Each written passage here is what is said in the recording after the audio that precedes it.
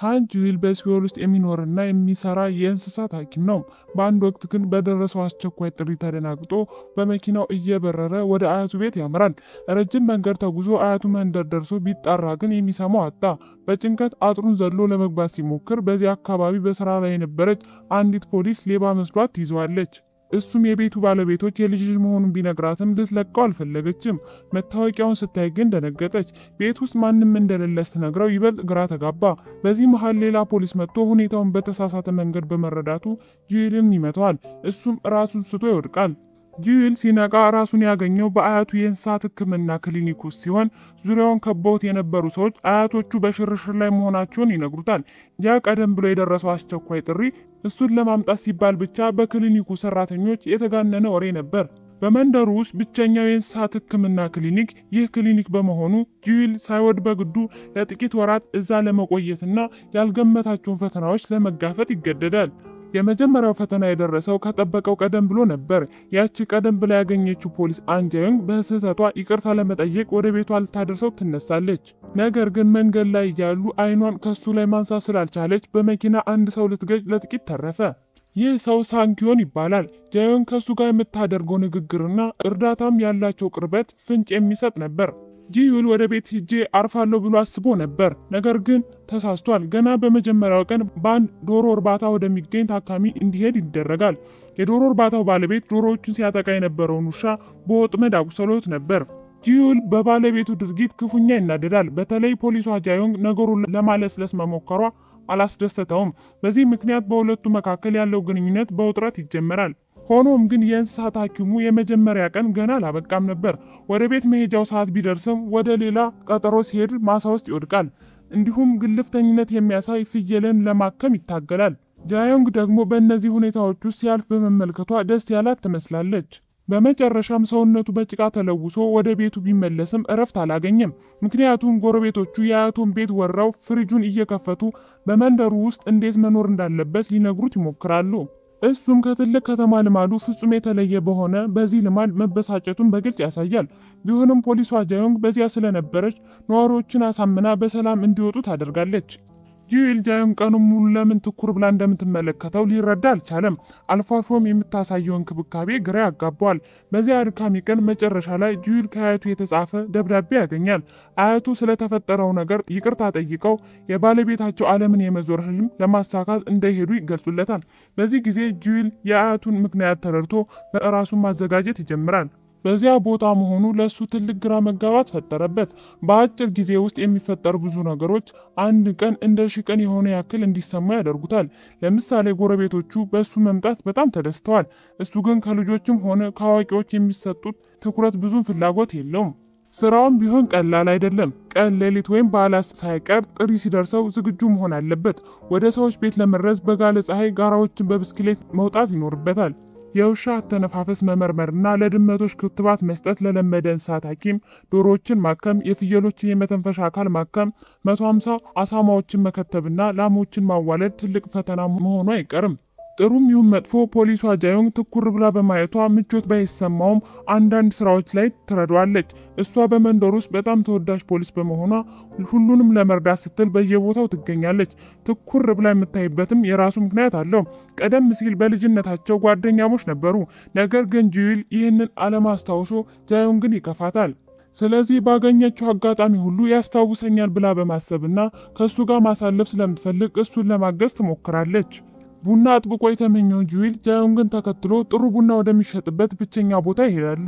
በዚያ ቀደም ሲል ያገኘችው የመንደሩ ፒች እርሻ የሚያስተዳድረው ሊ ሳንኪዮንን ታስተዋውቋለች። እነሱም በጣም ይቀራረባሉ። ፍቅረኛሞች ናቸው? ጓደኛሞች ወይስ ወንድምና እህት? ጁዊል ይህንን ለማወቅ ቢጓጓም ለመንደሩ ሰዎች ክፍት ባለመሆኑና ከማንም ጋር ላለመግባባት ጥረት ስለሚያደርግ ምንም አልጠየቀም። ይህን በሳንኪዮን ላይ መጥፎ ስሜት እንዲያድርበት ያደርጋል። ነገሮች ይበልጥ የሚያወሳስብ ሌላ ክስተት ተፈጠረ። የአያቶቹ ቤት በሌባ ተደፈረ። ነገር ግን የመንደሯ ጀግና ጃዮንግ የጎረቤትና ተቀናቃይ መንደር ተማሪ የነበረውን ሌባ በቁጥጥር ስር ለማዋል ቻለች። ይህ ክስተት በሁለቱ መንደር ተወካዮች መካከል የጦፈ ክርክር አነሳ። እንዲያውም ጁዊልን መሃል አስገብተው የእንስሳት ሐኪሙ ከየትኛው መንደር ሴት ማግባት አለበት ብለው እስከ መጨቃጨቅ ደረሱ። በዚህ የተበሳጨው ጂዩል ትዕግስቱ አልቆ ቀድሞውኑ የሴት ጓደኛ እንዳለው ተናገረ። ጃዮንግ ለምን ያን ያህል ይህንን ቦታ እንደሚጠላው ለማወቅና ምናልባትም ትውስታውን ለማነቃቃት ከዚህ ቦታ ምንም ጥሩ ትውስታ የለህም ብላ ጠየቀችው። እሱ ግን ወዲያውኑ የለኝም በማለት ስሜቷን ጎዳው። ምንም እንኳ ቢቀያየሙም በየቦታው ስለሚገናኙ አንዱ ሌላውን ችላ ማለት የማይቻል ሆነባቸው። በአንድ አጋጣሚ ጂዩል የሆኑ ነዋሪዎች ጃዮንግን ሲያመሰግኗትና በዚያ ቅጽበት ደግሞ በልጅነቷ እናቷ ጥላት መሄዷን በማንሳት ሲያቆስሏት በአጋጣሚ ሰማ። ወዲያውኑ በደረሰባት ብቸኝነት ጥፋተኝነት ተሰማውና በብስክሌት ሊደርስባት ቢሞክርም እሷ ግን እምቢ አለችው። ይሁን እንጂ በሚቀጥለው አጋጣሚ ይቅርታ ለመጠየቅ ወሰነ። ይህ እድል የተፈጠረው ያለ ፍላጎቱ በፒች እርሻው ውስጥ ከመንደሩ ሰዎች ጋር እንዲረዳ በተገደደበት ወቅት ነው። በዚያም ጃዮንግ ያለ ዩኒፎርሟ በጣም አምራ አይቷት ቀደም ሲል ላሳየ የተጋነነ ባህሪ ይቅርታ ጠይቃት፣ እሷን በቀላሉ ይቅር አለችው። ሆኖም ይህንን ከሩቅ የተመለከተው የቅርብ ጓደኛዋ ሳንኪዮን በቅናት ተቃጠለ። ጃዮንግ በብስክሌት መዞሩን እንዲያቆም ብሎ የቆየች መኪናውን መሸጥ ባይፈልግም ጃዮንግ ከእሱ ጋር ስትሆን ከማየት ይልቅ መሸጡን መረጠ። ጃዮንግ ከስራ ነፃ በሆነችበት ቀን ያገገመውን ውሻ ይዛ ወጣች። የውሻው ያስተማረችውን አንዳንድ ትርኢቶችም ለጂዩል ለማሳየት ሞከረች። በውሻው ላይ ያላትን ፍቅር ከፍ ያለ በመሆኑ እሷ ልታሳድገው ፈቃድ ጠየቀች። ጂዩልም በሁለቱ ውበት ተማርኮ ተስማማ። እሱ ግን የማያውቀው ነገር ቢኖር በልጅነቷ ለመጀመሪያ ጊዜ ውሻ እንድታሳድግ የሰጣት እሱ ራሱ እንደነበረ ነው። በሚቀጥሉት ቀናት ሁለቱም ይበልጥ በሰላም ማውራትና ፈገግታ መለዋወጥ ጀመሩ። አንድ ቀን ውሻው ሲጠፋ ጃዮንግ ደንግጣ ጂዩልን እርዳታ ጠየቀችው። በየመንደሩ ሲፈልጉ ቆይተው በመጨረሻ ጫካ ውስጥ አገኙት። በዚያም ያልታሰበ ነገር ተከሰተ። አንዲት ውሻ ግልገሎች ወልዳ ነበር። የግልገሎቹ እናት ጂዩልን እንደ ጠላት አይታ ስለጠላችው በዚያ ግርግር መሃል መነጽሩ ወደቀበት። በደም ማየት ስላልቻለ ጃዮንግ እየመራችው ሲያወሩና ሲስቁ በመካከላቸው ያለው ርቀት እየጠበበና ይበልጥ እየተቀራረቡ መጡ። ከጥቂት ጊዜ በኋላ ሌላ አስቸጋሪ ተግባር ገጠማቸው። ይህም አንዲት ላም እንድትወልድ መርዳት ነበር። ሁኔታው በጣም አስጨናቂ ቢሆንም ጃዮንግ መነጽሩን ይዛለት መጣ። ጥጃዋን በሰላም እንዲወለድ አደረጉ። ጥጃዋንና መነጽሩን እያጸዳች የምታሳየው ያ ደስ የሚል ፈገግታዋ እንስሳት ሐኪሙን ስሜት አረጋጋው። ምሽት ላይ የእርሻው ባለቤት የመንደሩ ሰዎችን ግብዣ አደረገ። በዚህ ጊዜ ጂዩል ግብዣውን ተቀበለ። ነገር ግን ሳንኪዮን መጥቶ የእነሱን መቀራረብ ሲያይ ቅናት ስለያዘው ማ ይበልጥ ይጠጣል በሚል ከጂዩል ጋር ውድድር ጀመረ። ውድድሩ የቆመው ተሰጥኦ ያላት ጃዮንግ ዘፈን ዘፍና የሁሉንም በተለይም የጂዩልን ልብ ስትማርክ ነበር። እሱ ብዙ መቆየት ስላልቻለ ጃዮንግ አብራው ለመውጣት ወሰነች። እሱን ትኩር ብላ ስትመለከተው ልትወድቅ ስትል ጂዩል እሷን ለመያዝ ብስክሌቱ ሲለቃው ብስክሌቱ ማሳ ውስጥ ወድቆ ተሰበረ። እሷም በጥፋተኝነት ስሜት ብትዋጥም የቅርብ ጓደኛዋ ሳንኪዮን ተከትሏ ስለመጣ ይቅርታ ለመጠየቅ ጊዜ አላገኘችም። ጂዩል ለብቻዋ ሊተዋት ሲሰናበት ሳንኪዮን ለጃንጊዮን ያለውን የፍቅር ስሜት ሲገልጽላት ሰምቶ በድንጋጤ ቆመ። ይህ ሁኔታ በሶስቱ መካከል ያለውን ግንኙነት ግራ የሚያጋባ አደረገው። ጃንጊዮን ያ የፍቅር መግለጫ በመካከላቸው የነበረውን ጓደኝነት እንዳያበላሸው በመስጋት የቅርብ ጓደኛዋን መራቅ ጀመረች። ጂዩልም ቢሆን ጃዮንግን ሲያገኛት እንደ ቀድሞ ፈገግ አይልም። ሆኖም ለእሷ መጨነቁን አላቆመም። በተለይ በዚያ ከባድ ሙቀት ውስጥ ብቻዋን ብስክሌት ሳይኖራትና ተጎድታ ግልገሎቹን ለማዳን ወደ ጫካ ስትሄድ እርዳታውን አልነፈጋትም። ሊረዳት ቢሄድም አሁንም ፈገግታ አይታይበትም። እሷ ደጋግማ ብታወራም እሱ ግን ዝምታን መርጧል። ጃዮንግ የራሷን ብስክሌት አካል አውጥታ የጂዩንግን ብስክሌት በማስተካከሏና በተሰበረው ብስክሌት ስትጓዝ ወድቃ በመጎዳቷ በጂዩልና በሳንጊዮን መካከል ያለው ውጥረት ይበልጥ እየጨመረ መጣ። ሳንጊዮን ጂዮንግ ወደ ሲኦል ተመልሶ ከጃዮንግ ሕይወት የሚወጣበት ቀን በጉጉት እየጠበቀ ነው። ጂዩል ሊጠይቃት ቢሄድም ንግግራቸው ግን ሰላማዊ አልነበረም። ምክንያቱም ጃዮንግ ለምን ራሷን እስከ መጉዳት ድረስ ለእሱ እንደምትጨነቅና ሰዎች እሷን ሲፈልጓት ለምን ያን ያህል ደስ እንደሚላት ሊረዳ አልቻለም። ለጃዮንግ ክፉ እንደነበር የተረዳው በትንሹ ጎረቤቱ እርዳታ ሲሆን በልጁ ስልክ ተጠቅሞ ይቅርታ ለመጠየቅ ሞከረ። ነገር ግን ሊያወሩ ጊዜ አላገኙም። ምክንያቱም ጃዮንግ እያሽከረከረች የነበረችው መኪና በዝናብ ምክንያት ተንሸራቶ አደጋ ደረሰባት። ጂዩልም አደጋ መድረሱን ተረድቶ ለባለስልጣናት ደወለ። እሱም ቀደም ብሎ ቦታው ላይ በመድረስ ሊያድናትና ወደ ሆስፒታል ሊወስዳት ቻለ። ይህ አጋጣሚ በሚያሳዝን ሁኔታ ያለፈውን መጥፎ ትውስታውን ቀሰቀሰበት። በልጅነት ወላጆቹ ወደ መንደሩ የመጡት በተመሳሳይ ሁኔታ ነበር። ነገር ግን ዝናቡ የአባቱን እይታ ስለጋረደው መኪናው ከቁጥጥር ውጭ ሆኖ አደጋ ደረሰባቸው። አንዱ የመንደሩ ነዋሪ ጂዩልን መስጠም ከጀመረው መኪና ውስጥ ሊያድነው ቢችልም ወላጆቹ ግን ሳይተርፉ ቀሩ። ጂዩል እና ጃዮንግ ለመጀመሪያ ጊዜ የተገናኙትን በዛ ወቅት ነበር። ያ ሐዘን ያደረሰበትን የአእምሮ ጉዳት ስለ መንደሩ የነበረውን ትውስታ እንዲረሳ አድርጎታል። ከጃዮንግ ጋር የነበረውን ጊዜ ጭምር ዘንግቶት ነበር። አሁንም በሁኔታው እንደተረበሸ የወላጆቹን መቃብር ይጎበኛል። በዚያ ዕለት አንድ አዛውንት ልብ የሚነካ ጥያቄ ያቀርቡለታል።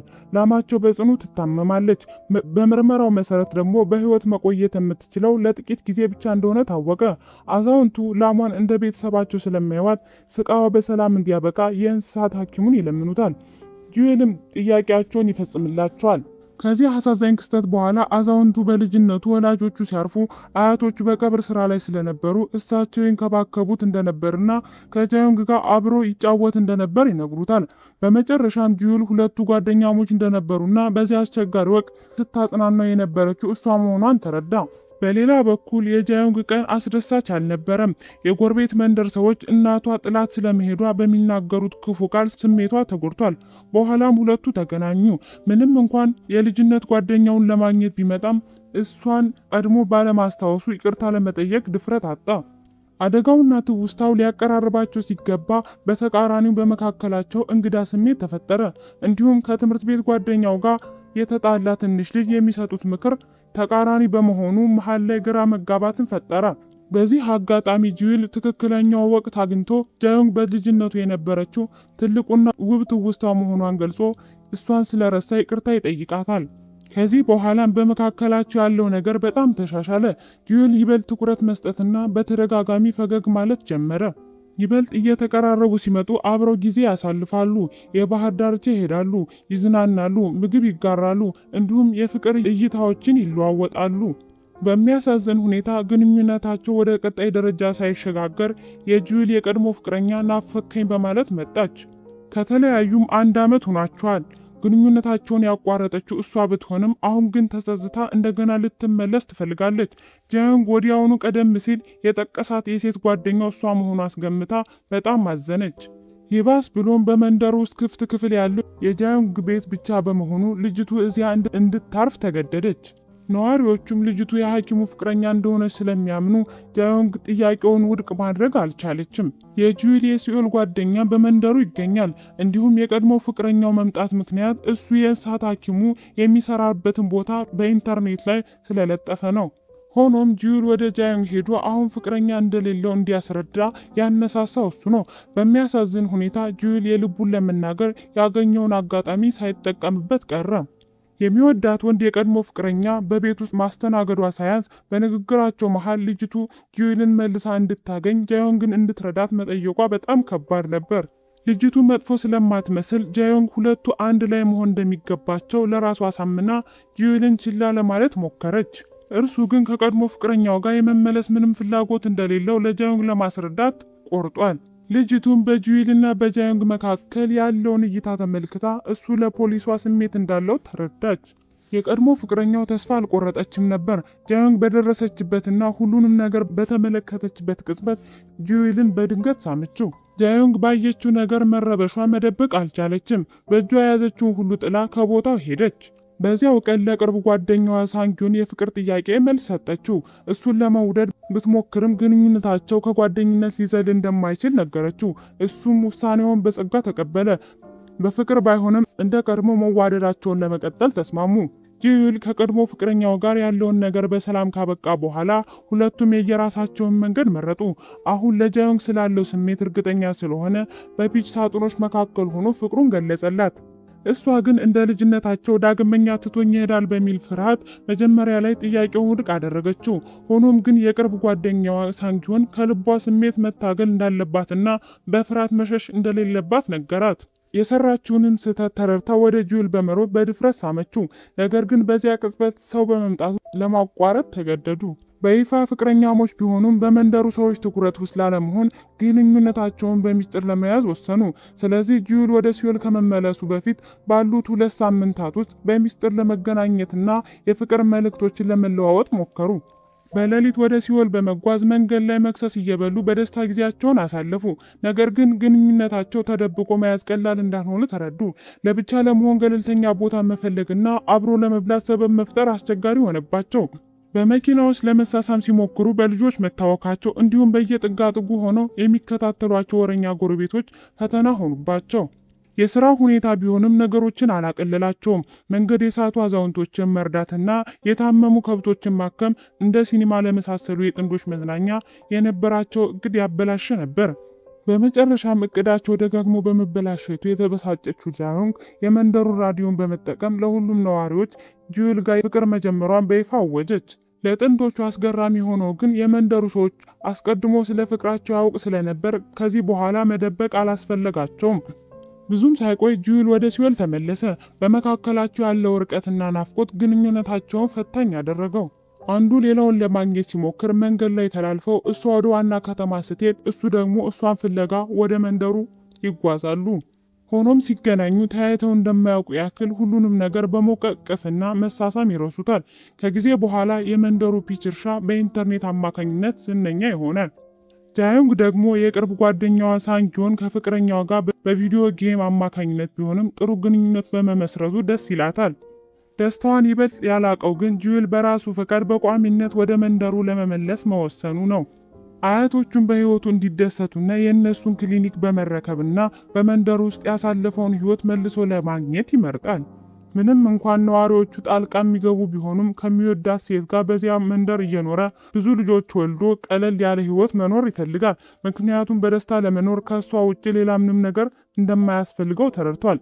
ታሪኩን በዚያ ያበቃል።